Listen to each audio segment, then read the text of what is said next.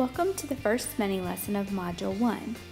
In this mini lesson, we're going to look at basic human needs and how considering those can help us bridge communication gaps. All of us have certain needs as humans. We all have a need for security, for economic well-being, for a sense of belonging, for recognition of our hard work, and for control over our own life, sometimes called autonomy.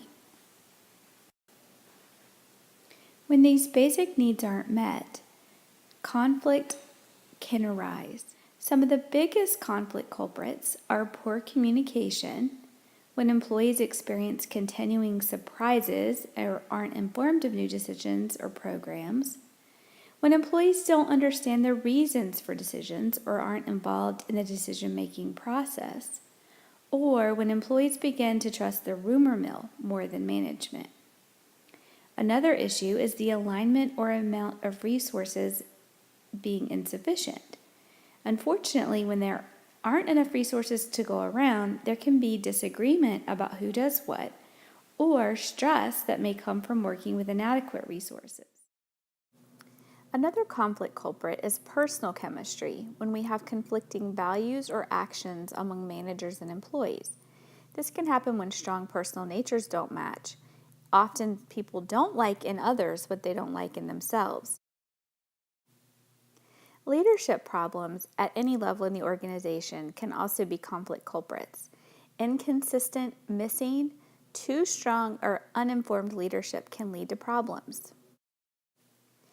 These problems may be evidenced by avoiding conflict, passing the buck, little follow-through on decisions, when employees see the same continued issues in the workplace, or when supervisors don't understand the jobs of their subordinates.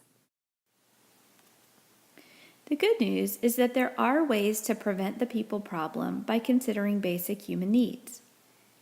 Building a working relationship is an important first step. Creating a mutual focus on the problem instead of the people involved with the problem is important. We can do this by listening actively and acknowledging what is being said. When we speak, we can speak to be understood and speak about ourselves, not the other person.